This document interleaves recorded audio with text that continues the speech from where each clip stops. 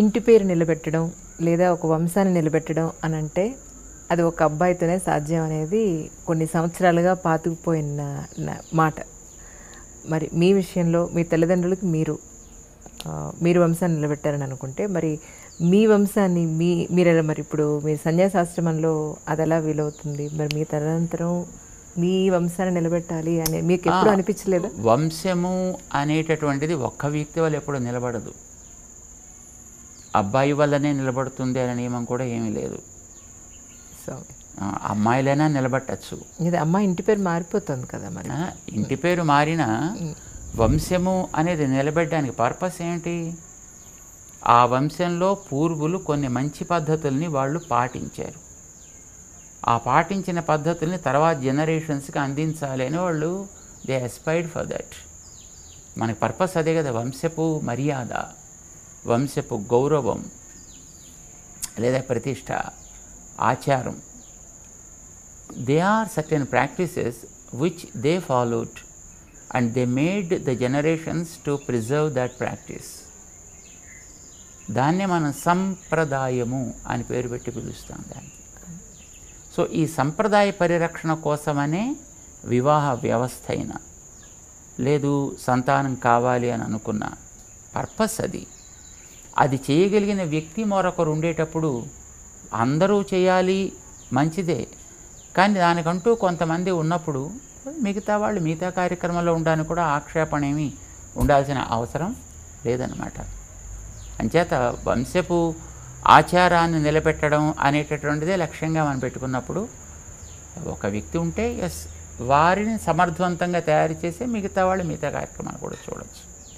అంటే సామాన్య ప్రజల ఆలోచన ఎలా ఉంటుంది అని అంటే ఈ మధ్యకాలంలో ఒక స్వామీజీ ఫెమిలియర్ అయిన తర్వాత రాజకీయ నాయకులు ఆ స్వామీజీకి దగ్గర అయిపోతున్నారు, టాప్ మోస్ట్ బిజినెస్ మెన్లు స్వామీజీకి దగ్గర అయిపోతున్నారు. ఇలా అవ్వడానికి ప్రధాన కారణం ఏమిటి అనేది? స్వామీజీలకి రాజకీయ నాయకుల్లోనూ బిజినెస్ పీపుల్ దగ్గర అవుతారని ఏం లేదు. సాధారణంగా business people and political people think that these people are able to do certain things beyond our capabilities. వాడేదో మంత్రమో తంత్రమో చేసి ఏదో మనకి కాస్త శక్తిని ఇస్తే మనం అనుకున్న కార్యాలను బాగా సాధించగలుగుతాము అనే ఒక భావం వాళ్ళల్లో ఉండి ఉండొచ్చు.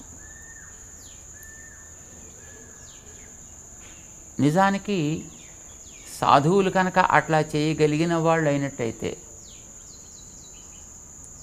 వాడు తన దగ్గరికి వస్తేనే చేయాలని నియమం లేదు.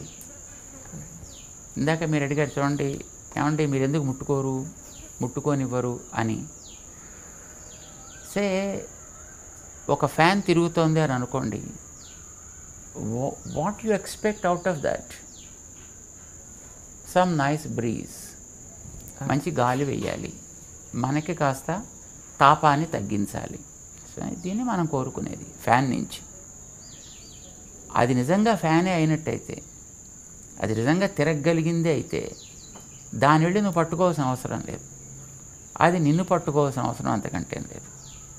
దాని మానాన తిరుగుతుంటే నీకు గాలి వేస్తుంది, నువ్వు యూ ఫీల్ కంఫర్టబుల్. రైట్? దాన్ని పట్టుకుని మనం తిప్పితే తప్ప అది మనకి గాలి వేయని స్థితిలో ఉందనుకోండి, అప్పుడు అలాంటప్పుడు ఆ ఫ్యాన్ తీసి పక్కన పెట్టేయడం చాలా సుఖం. మన చేతిలో విసనకర్ర పట్టుకుంటే అప్పుడు మనకు కావాల్సినట్టుగా అది గాలిని ఇస్తూ ఉంటుంది కదా. సో మాలాంటి వాళ్ళం బహుశా ఫ్యాన్స్ లాంటి వాళ్ళమేమో. It not fan for somebody but we are fan for the society. So we give the breeze. If we are really able to give the breeze, no one need to do anything to us. And if we really can't give that kind of breeze, I think coming and doing any kind of thing will serve no purpose. అప్పుడు waste కదా. అప్పుడు వీడుకుంటే పాపాలు మిగతా వాళ్ళకి అంటుకుంటాయి ముట్టుకుంటే. For more updates, subscribe to iDream. Subscribe to iDream. Please subscribe to iDream. Subscribe to iDream. Please subscribe to iDream. For more such videos, please subscribe to iDream. For more videos, please subscribe to iDream. And you're watching iDream Media. Please like, share and subscribe to the channel. And don't forget to subscribe to iDream. Please subscribe iDream Media. Do subscribe to iDream. Subscribe to iDream Media. Do subscribe to iDream Media. Don't forget to subscribe.